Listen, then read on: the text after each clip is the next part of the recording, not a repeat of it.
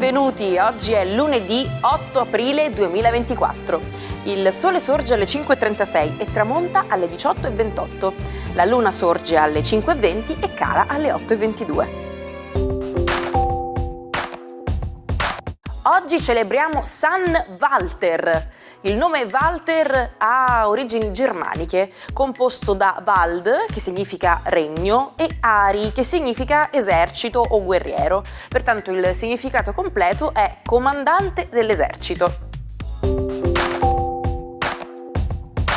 Oggi, quindi l'8 aprile, è dedicato a celebrare il Romano Dives, la giornata internazionale dei Rom, Sinti e Camminanti.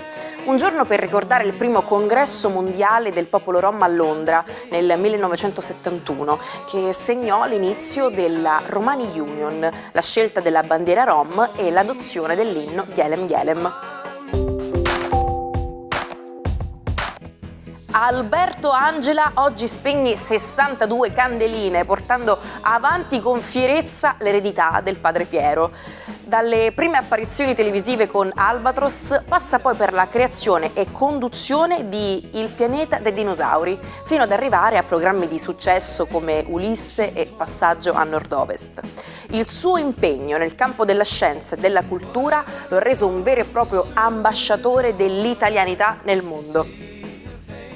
Nerio Alessandri, un nome che potrebbe non dire molto a primo acchitto, ma che nel mondo del fitness e del wellness è sinonimo di rivoluzione, oggi spegne 63 candeline. L'uomo che ha fondato Tecnogym, l'azienda leader mondiale nell'attrezzatura per il fitness, partendo da un garage nel 1983. Il suo lavoro è stato riconosciuto nel 2001 con la nomina a Cavaliere del Lavoro, rendendolo il più giovane destinatario di questo onore. Silvio Brusaferro festeggia oggi il suo 64esimo compleanno, una carriera dedicata alla salute e alla medicina. La sua carriera infatti è stata segnata da importanti incarichi, culminati con la presidenza dell'Istituto Superiore di Sanità. La sua leadership è stata particolarmente evidente durante la pandemia, quando è stato un punto di riferimento nazionale, contribuendo a delineare le strategie per la gestione dell'emergenza. L'8 aprile 2005 il mondo vide la sepoltura di Papa Giovanni Paolo II nelle Grotte Vaticane, sotto la Basilica di San Pietro, dopo che milioni di fedeli in tutto il mondo avevano reso omaggio al pontefice durante il suo funerale. Papa Giovanni Paolo II, nato Karol Józef Wojtyła, fu Papa dal 1978. Il suo lungo pontificato, il terzo più lungo della storia, fu caratterizzato da un messaggio di pace, dialogo interreligioso e difesa dei diritti umani. Volete arrivare in estate in forma smagliante? Ecco un consiglio: mantenete la cucina ordinata. Infatti uno studio della Cornell University ha dimostrato che le persone mangiano di meno in un ambiente pulito e organizzato. Lo stress di un ambiente disordinato può infatti portare a mangiare di più.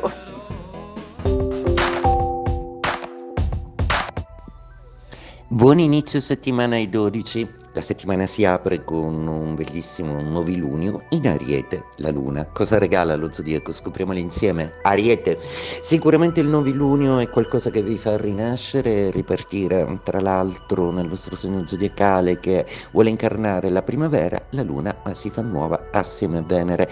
Amore che finalmente prende una direzione concreta. Toro, inizia per voi una fase un po' più pratico-oggettiva, meno sentimentale sicuramente, dato che Venere è ancora poco chiara con voi, ma sicuramente il vostro Giove così attivo ha lo spazio giusto per progettare un futuro economico un pochino più denso. Gemelli, è un periodo un po' confuso, seppure Sole, Luna e Venere vi danno delle sensazioni affettive gradite e gradevoli, ancora non riuscite a essere lineari, qualcosa vi confonde, ma dipanerete i dubbi lungo il corso della settimana. Cancro, la luna si fa nuova e c'è un pericolo di proiezione. La luna è il vostro astro, ma inquadratura in Ariete. Quindi a volte vi sentite un po' ostacolati o osteggiati, forse qualche gelosia, forse qualche rivale, niente paura, i più dolci siete sempre voi. Leone, una luna di trigono che si fa nuova per voi, che vi porta novità e quelle magnifiche sensazioni e suggestioni che vengono dall'estero, dal lontano e dall'amore che potrebbe essere vissuto in una maniera un po' diversa.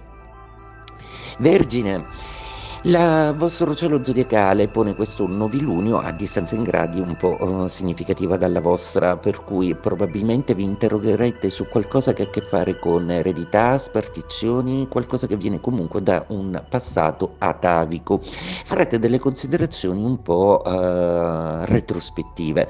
Questo comunque è qualcosa che vi fa onore proprio perché tenete fortemente alla memoria storica della vostra famiglia. Bilancia, una luna nuova che si compie in opposizione ai vostri gradi zodiacali. È proprio Venere però che con la sua congiunzione alla luna vi rimanda un assist di suggestioni assolutamente positive. L'amore è in primo piano, la relazione e la coppia è tutto di nuovo da inventare, ma a modo vostro. Scorpione, una condizione zodiacale veramente notevole quella di oggi, proprio perché la luna nel suo novilunio vi porta un pochino di prospettive nuove, soprattutto da un punto di vista economico e pratico. Uno scorpione quindi che si fa già da inizio settimana decisamente molto più centrato e molto più conscio delle possibilità di poter migliorare la sua vita economica e pratica. Sagittario, a proposito di praticità, arrivano anche per voi le condizioni necessarie perché possiate portare avanti un progetto, anche se ancora Marte e Saturno vi confondono un po' e sentite fortemente l'ostacolo, riuscirete a intravedere la strada per arginarlo. Ecco, è in arrivo l'escamotage per voi. Capricorno, ancora qualche dubbio in amore, ma non certo nell'ambito della passione. Saturno e Marte sono congiunti e dalla vostra parte, quindi niente paura anche se non comprendete bene il linguaggio del partner. A volte capirsi non passa proprio per il linguaggio parlato, forse ci sono altre forme sperimentali su cui puntare. Acquario, il vostro Plutone oggi è il pianeta che dialoga più di tutti con Venere, la Luna e Nettuno. Un grado di ispirazione notevolissimo per voi che siete fantasisti dello zodiaco, un novilunio amico che vi fa sentire nuovi, soprattutto sentimentalmente. C'è qualcosa di nuovo nelle vostre vite sentimentali, o forse siete nuovi semplicemente voi, quindi cambia tutto intorno. Pesci, un novilunio di seconda casa, quindi chiaro e visibile. L'amore è una dimensione pratica, l'identità, la centratura, l'io, i possibili affari, anche se tra poco Mercurio si dovrà riattivare. Aspetterete e studierete durante il suo motor retrogrado una serie di condizioni furbe e pratiche che presto riuscirete ad utilizzare. L'8 aprile 1973 si spegneva uno dei più grandi artisti del XX secolo, Pablo Picasso. Nato il 25 ottobre 1881 a Malaga, in Spagna, Picasso fu una figura chiave nel mondo dell'arte moderna, contribuendo a fondare il movimento cubista e rivoluzionando il concetto di arte stessa con le sue opere innovative. Il modo di dire cavallo di battaglia si usa per parlare di quella cosa che una persona sa fare meglio di tutte, quella che tira fuori quando vuole davvero impressionare. L'espressione viene dai tempi antichi, quando i capi in guerra sceglievano i loro cavalli più bravi per combattere. Quindi, quando qualcuno dice che qualcosa è il suo cavallo di battaglia, significa che è il suo forte, la sua specialità, un po' come il superpotere su cui può sempre contare.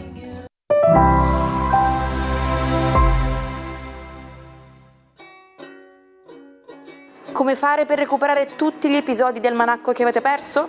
Nessun problema, ci trovate on demand su YouTube sul canale Sicilia Play. Gaio Petronio era davvero un personaggio fuori dal comune. Era elegante, alla moda, praticamente un influencer ante litteram, celebre per le sue serate sfarzose. Ha scritto il Satiricon, un racconto pieno di intrighi e situazioni al limite. Il passo più conosciuto è la descrizione della cena offerta da Trimalcione, un neo riccone che rappresenta il massimo del cattivo gusto. Quando la vita a corte si fa troppo stretta e Petronio finisce in disparte, sceglie di andarsene in maniera unica, optando per un lento suicidio, tra versi d'amore e banchetti, senza mai piegarsi al volere di Nerone. Fino all'ultimo dimostra di essere tutto fuorché ordinario. Ci salutiamo con la frase del giorno. Il bisogno di avere ragione è il segno di una mente volgare.